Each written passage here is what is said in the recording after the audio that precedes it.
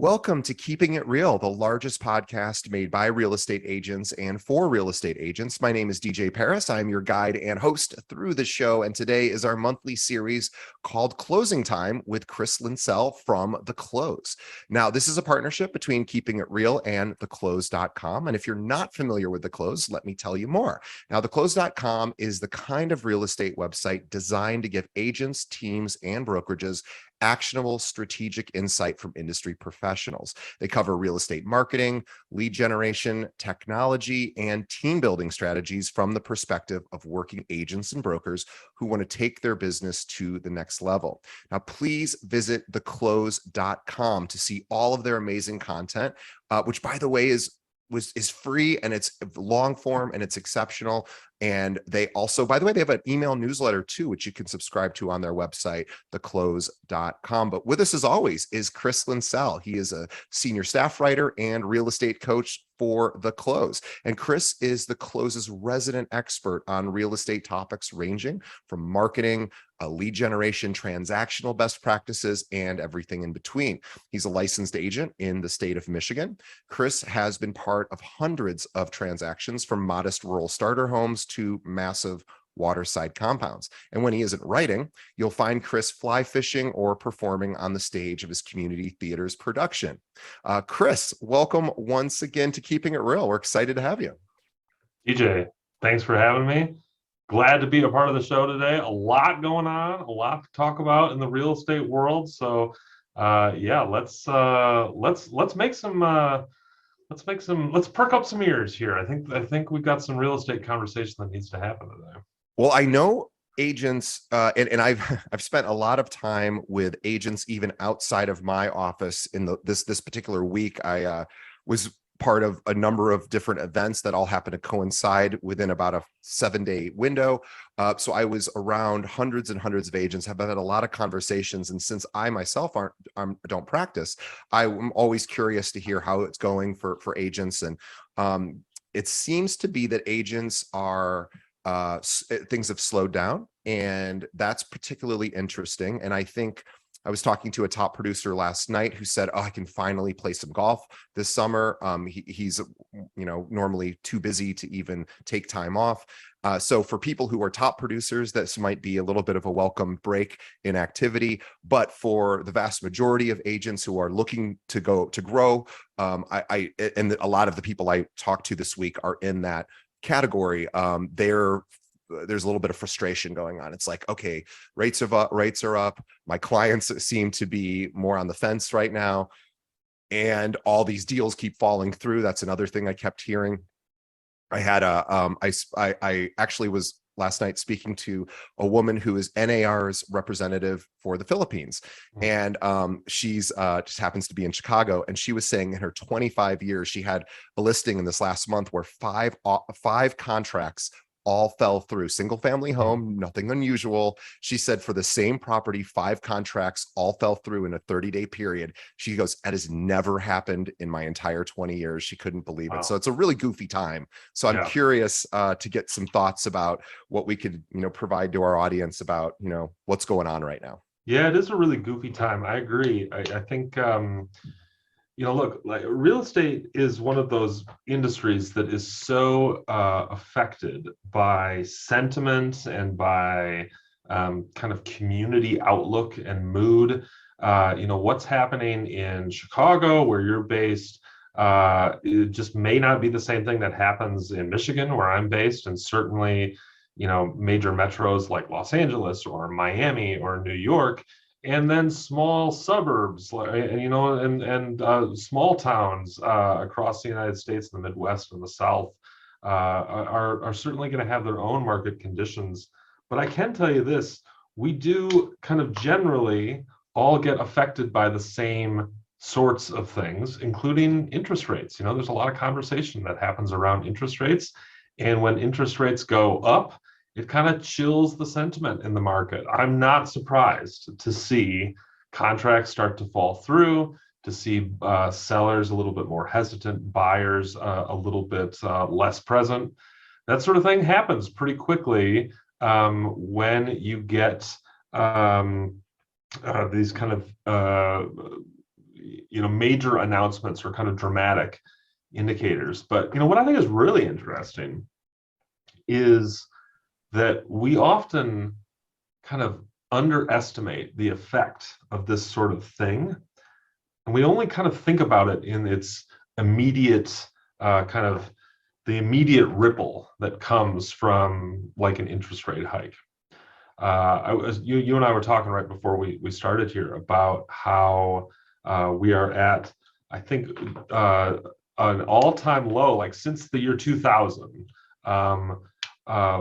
as far as mortgage application starts, and that's a pretty major thing to think about, because when mortgage applications are that low, it's going to change certainly the sentiment in the market right now. But man, it's also going to have some pretty significant effects on realtors' business moving forward for the next month, 2 months, 5 months into the future. I mean, we're talking through the end of 2022. And a lot of people aren't thinking about those kind of effects right now.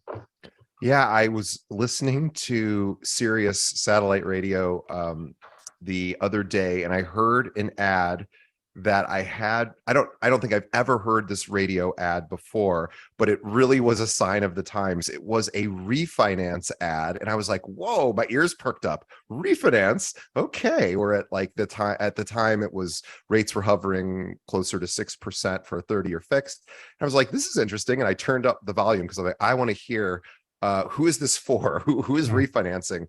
And it was, hey, your home is probably appreciated over the last several years. Now is a great time to cash out on that and at a low rate. And I was like, wow, is that interesting? I hadn't heard that particular sort of push before, but that was a real sign of the times. I thought so. Yeah, I completely agree. It's one of those interesting scenarios that we're facing right now, because I was just not too long ago, I was in California doing some coaching and consulting for an association out there. And one of the things that I was chatting with these folks about, something I'd love to chat with you about, is how mortgage rates have some second, third, and fourth order effects. And those effects tend to create these kind of new momentums in the business. And just as an example, if mortgage starts are down right now, the immediate effect of those starts is that kind of the mood in the market gets chilled a little bit. People get a little hesitant. You're going to see like this representative from the Philippines. You're going to see kind of more hesitancy in transactions. Compare that to the absolute fire of the market a year ago, where people were making sight unseen offers on properties that they probably wouldn't work for them in the long run, but they needed something immediately. That's not happening right now. But think about the next order effects. If mortgage starts are down right now, that's likely an indicator that lead volume is going to be down in maybe a month from now. I mean, think about it. If people are typically talking to their bank, going on Zillow, investigating a few properties, they've got their pre-approval, and so now they're thinking, well, maybe it's about time to start reaching out to a real estate professional. Imagine a world a month from now where lead volume is down 20%. I think that that's a realistic possibility. It's an interesting thought. So the idea is, because mortgage apps, and we know the refi world is pretty much dead. So mortgage apps are down since as you mentioned, the lowest rate since 2000. They're down 19% from this week last year. So yes, so that's going to ripple. And so I guess some bad news maybe that we're sharing as far as a prediction for the next couple of months. If I was an agent, what might I do to, well, number one, knowing that may be coming, of course, is important. I'm wondering if there's some action steps we could take to soften the blow that might be coming.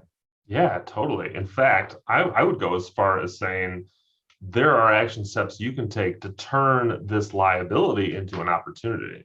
So the first thing I would say is if we follow the logic that mortgage apps being down is going to decrease lead volume in a month from now, that could mean, likely will mean, that your transactional volume 3 or 4 months from now might be down, which means that your budget for operating your business is going to be down 6 months from now. So right now is the time that real estate professionals should be thinking about the way their resources are allocated, realizing that they may have to tighten their belt from a monetary perspective in the next 1 or 2 quarters, but remember that your resources as a real estate professional aren't just money. You also have your time and you also have your talent or your energy, right? So I always talk to real estate professionals about how your resources get into these 3 buckets. You got your time, you got your talent, you got your budget. They are flexible, they move. We pay for things all the time to save ourselves time. Well, when the budget gets a little lighter, that just means your time investment gets a little heavier. When your budget gets a little lighter, it means you got to get smarter with your effort in order to make up for that imbalance. And so real estate agents and brokers right now can start to be thoughtful about how they can adjust their resource allocation. And then the other thing I would say is the desire and the need for housing is not going away, even though we may see a suppressed amount of leads and transactions. So that could mean, and of course, nobody's got a crystal ball, so it's hard to say for sure, but what that could mean is that come the first of the year, 2023, we may see a little bit built up, pent up demand moving into these things. So now is the time to start thinking about, even though these people aren't going to be necessarily activating for transactions right away, start thinking about these folks as longer tail leads that require a little bit more nurturing. And the agents who can get off their heels and onto their toes with active nurturing strategies, especially with the people that they're already engaged with, these are folks who are going to be market leaders come the 4th quarter of 2022, 1st quarter of 2023. So you can turn this into an opportunity by getting ahead of this curve faster and more efficiently than your colleagues, Scott.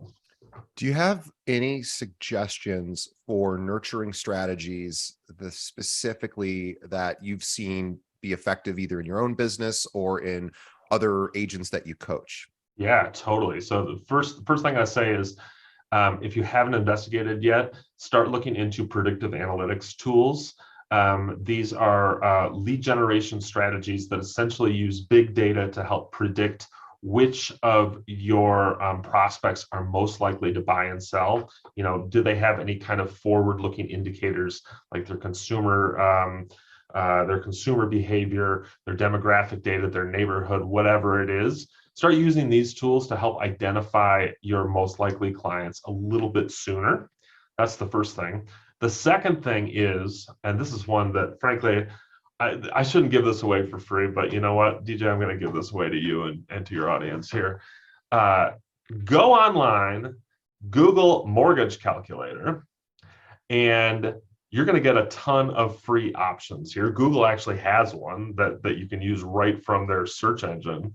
And start referencing this with your clients that have a specific budget and a specific amount that they're comfortable paying. Use this mortgage calculator to say, okay, listen, here's the target amount you're comfortable paying. Here's what that would get you in today's market. These rates aren't going to stay like this forever. So let's start tracking these mortgage rates. And in the meantime, you start preparing for the purchase of the house of your dreams, save your money, get your ducks in a row financially, paperwork wise. This may take a year to get to a rate where your client is targeted, but you are creating with your clients here a sense of not just preparedness, but anticipation. Using the high mortgage rates right now as a tool because you know that they're not going to be high forever. These are going to move like the markets move. You can use this as an anticipation tool to get your clients amped up about the next step in their home ownership journey. And when those rates hit their butter zone of their comfortable amount that they're paying with the property that they're comfortable purchasing, you then have a client who is not just financially, paperwork, and mentally prepared, they're physically excited in order to make this happen. These are people who are not going to hang you out to dry with 40, 50 showings and a bunch of indecision. They're ready to rock and roll, and you'll spend a lot less time with them on the road. I would much rather spend time with people prepping them in cyberspace than on the sidewalk. And so by doing so now, you ramp them up and get them ready for their purchase. It saves you a whole bunch of time in the long run, and they will go in feeling a lot more prepared. Makes a lot of sense. I was speaking to some lenders recently, actually, because of all these events I've been at. Their lenders have been present at these events. And I said, just out of curiosity, I was asked a few different lenders this week. I said, obviously with rates being up and applications being down, I said, what are these mortgage companies doing to sort of solve for this challenge? And they are coming up with some new ideas and products. And I heard from two different lenders last night that they're now able to lock in rates without an identified property for extended periods of time. I think it's a great opportunity to reach out to your lending partners and talk to them and say, hey, what are you guys doing to help my business right now? Not specifically like, are you going to invest in my business, but just what kind of products and services are you guys coming out with to help people right now? And there are things that are being done. And I want to give you one simple example that I heard last night. I was talking to a bank, and I said, I asked that question, and they go, well, we don't really have any products, but here's what we are doing. We have relationships with lead providers, and we have these pay at closing lead providers that we work with, which is a free lead up front. You pay 25 to 35% when it closes back to the lead company that generated it. And the banks will help facilitate this, because what the big banks get is they get people that hit their website, and I'm talking about the big banks like, the Bank of Americas and Chase and, the big Citibank and the big ones we know. Just millions of people are hitting their websites every month, filling out indications of interest. What these banks are starting to do is send those to a third-party lead provider who qualifies the person, talks to them, makes sure they're not already working with an agent. And then they send them to their loan officers who are trying to build relationships with other realtors. And they go, hey, we've got all these leads for you. Yeah, you're going to have to pay at closing. But what these banks are doing to accommodate for this 25 to 35% that you're going to pay, this is the interesting part. They're willing to they figured out, two different banks I've talked to figured this out, how to actually give the realtor a bonus that basically makes up the difference. And I haven't totally figured out how that works and sidesteps RESPA, but apparently it's some of these lenders are figuring stuff like this out. So the point is there's new things happening that didn't exist 6 months ago. And a lot of these bigger banks that can't really compete rate wise with maybe some of the more competitive shops, they're starting to think more creatively and come up with solutions. So it's a great opportunity to just see what's going on in the lending space and talk to your lender and say, what can you do for my immediate buyers? And hey, by the way, you have any business building ideas or resources for me? Big time. That's a fantastic idea, and I love that strategy. I always tell folks that when you are in a business where events are going to affect different sectors of the business at different times, you take advantage of that. Like, for instance, I know in my local market there are local like credit unions and smaller lenders that rely a lot on the sort of kind of local direct market advertising that they use to now they'll partner usually with other industry professionals in order to do that advertising. Well, right now, lenders are down 20% as far as the number of clients, the number of leads they've got. We are not just yet in that phase. So right now is a great time to go to that local preferred lender and say, hey, listen, I was thinking about doing some marketing. This is the strategy X, Y, and Z. Would you be interested in co-branding on this marketing? Maybe you can pick up the cost on this because I've got a really big audience that is still, interested in hearing what I have to say. I know that your audience might be down a little bit. How can we work together in order to do this? Be happy to put your name and contact information on this in exchange for you picking up the cost of X, Y, and Z. Right now is a time to leverage that inequity a little bit because it's going to swing back around eventually. They're going to leverage their inequity on you. It's just the way the business works. But there are plenty of ways that you can kind of leverage the situation, especially from a we've got leads but nothing to do with them, or we don't have leads and we need them sort of imbalance. Those sorts of situations exist right now, and it's a great time to take advantage of them. I think so too. And I also think first-time homebuyer seminars can still be incredibly effective because I think from the perspective of applications for lending, obviously applications are down, but first-time homebuyers are still there. They're still out there, and they probably are maybe a little spooked right now. And I think it's a great opportunity to create content with a lending partner where maybe the agent could talk more about inventory and how they're finding deals for their clients, and then the lender can talk about here's what's going on with rates and different products, and here's how we can solve for the challenges in the market. I think you could do one of those weekly and host it on social media or via Zoom, and maybe post some clips on social media, and you're going to get interested people. And I think I was thinking about this too psychologically, and this is a very broad generalization, not backed in any sort of science, but I know that when times are stressful, and I think a lot of agents are feeling stress right now around the lack of activity and the slowdown. And it's been my experience when people are stressed, they tend to retreat versus really push forward, because that's just what stress does to people. It typically shuts you down. It shuts the body down, decreases motivation, etc. There's a small percentage of people where it actually activates them, but most of us we retreat, I think, when we're stressed. And so I think we're going to see a lot of agents even considering exiting the market or pausing or just reducing their workload, not because they want to, but because that's kind of, they're trying to figure out what's going on.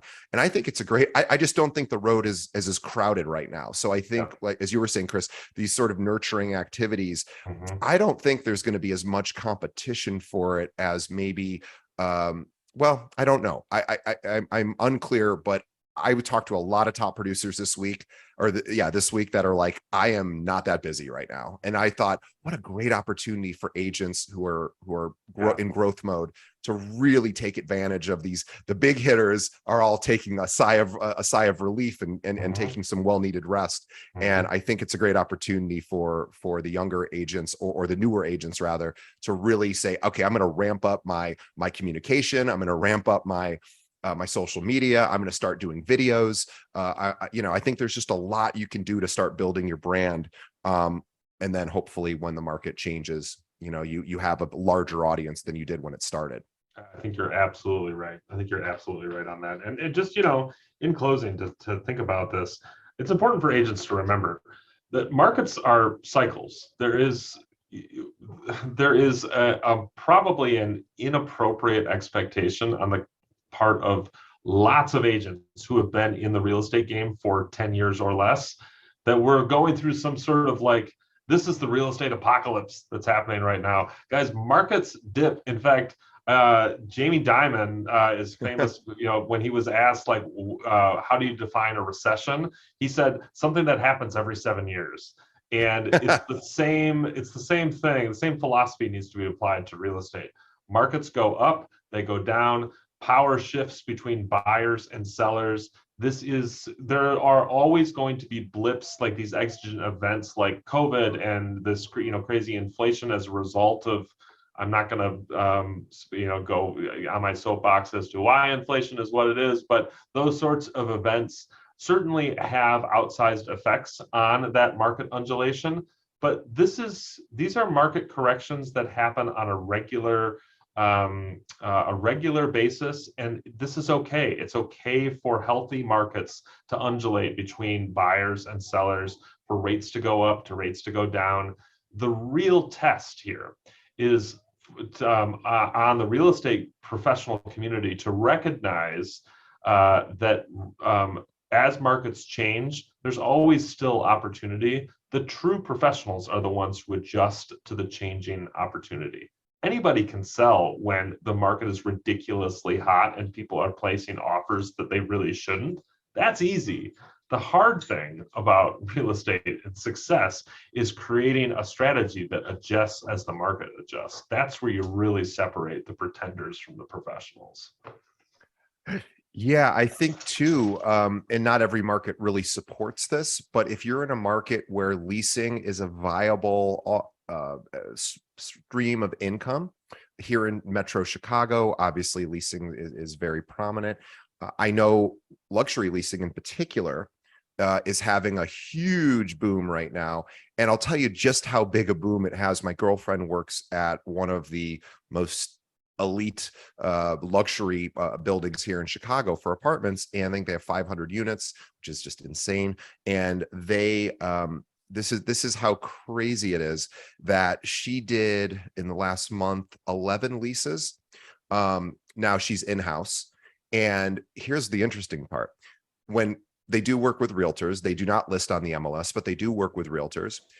And if you're not in their top 5 realtor companies that give them the most business, even on like a $6,000 a month 2 or 3 bedroom, the commission you get is only about either $500 or $1,000, where typically it's a full month's rent.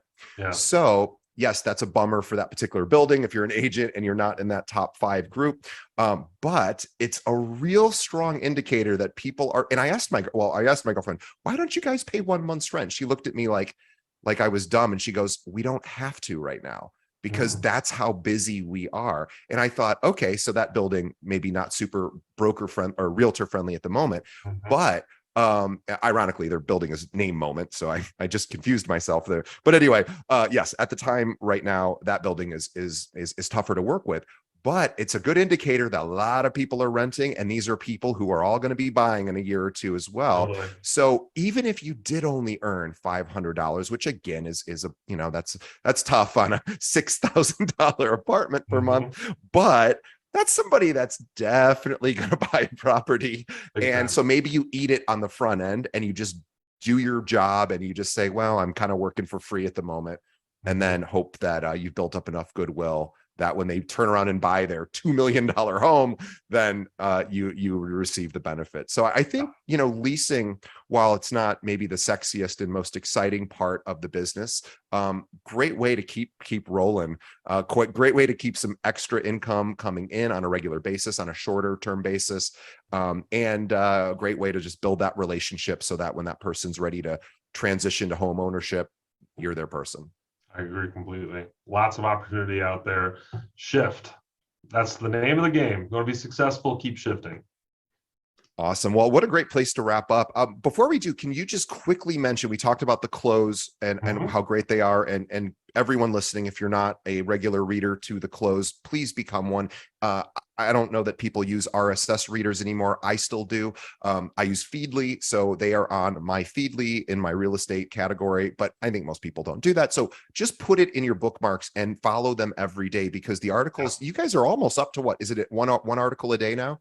That's the goal. Depends. We're definitely a quality over quantity sort of place. So if it doesn't meet our rigorous quality standards, it doesn't go out. But yeah, we shoot for a good, solid, quality, actionable piece of content every day.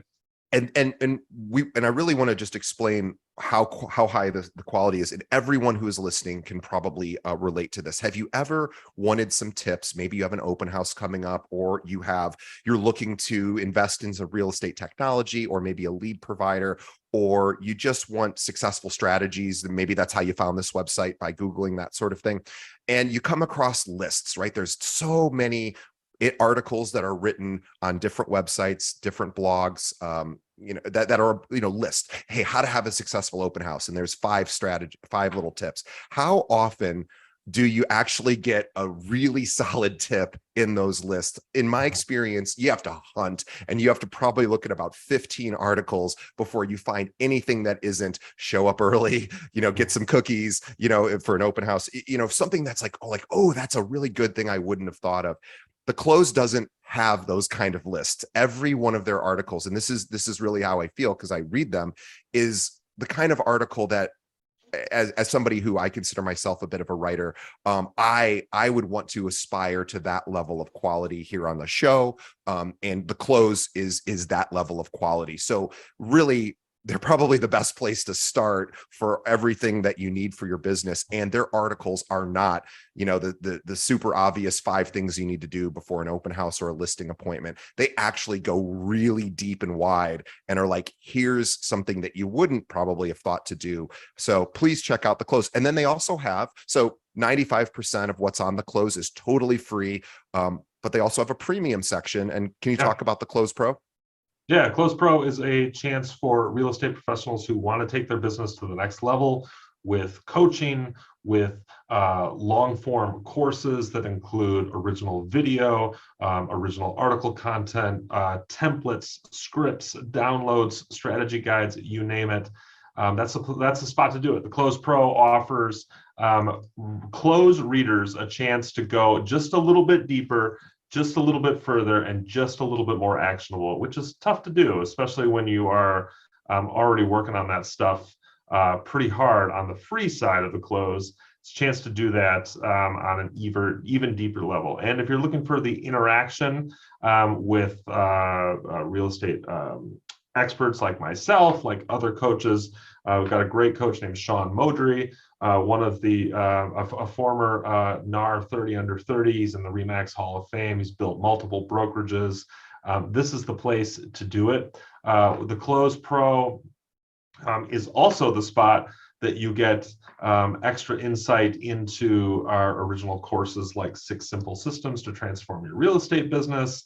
And one thing that is happening might be more applicable right now is courses on our social media crash courses, our course specifically about how to generate low-cost hidden leads as we see inventory continue to undulate.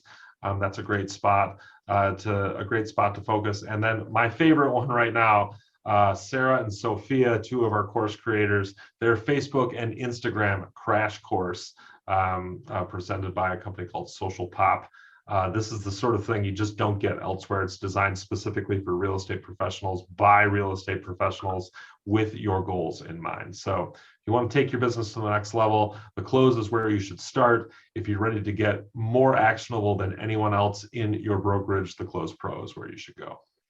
Awesome. Well, everyone, please go visit theclose.com and check out their content. Consider joining their premium their Close Pro, which is their premium section. And as always, Chris, we say thank you for your time, your insight, and your conversation.